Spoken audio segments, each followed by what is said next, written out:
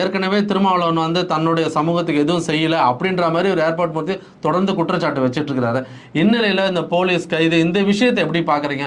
மீடியாக்கள் இதை கையாளுற விதமும் வேற மாதிரி இருக்குல்ல, ஒவ்வொருத்தரும் ஒவ்வொரு ஸ்டாண்டை சொல்லிக்கிட்டு இருக்காங்க வெளியில.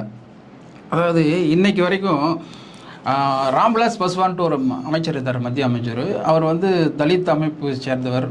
இந்தியாவிலேயே பெரிய தலித். ஆமாம், தலித்னா யார் அப்படின்னா ராம்விலாஸ் பாஸ்வான் தான் சொல்லுவாங்க. அப்போ அவர் இறந்துட்டார். அவரோட மகன் வந்துக்கிறாரு. அவங்க மகனுக்கும் சரி, அவங்க அண்ணனுக்கு, அவங்க தம்பிக்கும் சரி, சித்தப்பாவுக்கும் போட்டி நிலவிட்டுருக்கு. அதனால் வந்து அந்த கட்சி பெருசாக ஒன்றும் பேசப்படலை அப்படிங்கிறதா இப்போ இருக்கிற இந்தியாவில் இருக்கிற சூழ்நிலை. இப்போ பார்த்தீங்கன்னா ராம்விலாஸ் பாஸ்வானுக்கு அடுத்தது ஒரு இந்தியாவில் ஒரு தலித் லீடர் அப்படின்னு யாரும் பார்த்தீங்கன்னா திருமாவளவன் தான் இருக்கிறாரு. அவங்களோட ஆர்எஸ்எஸோட பார்வையில் வந்து திருமாவளவன் தான் இருக்கிறார். இப்போ திருமாவளவனை வந்து தன்வசப்படுத்தணும்னு சொல்லிட்டு பல திட்டங்களை கையாண்டுருக்குறாங்க அவங்க ஆர்எஸ்எஸ், பிஜேபி. நிறைய பேச்சுவார்த்தை நடத்திட்டாங்க. உனக்கு வந்து மத்திய அமைச்சர் பதவி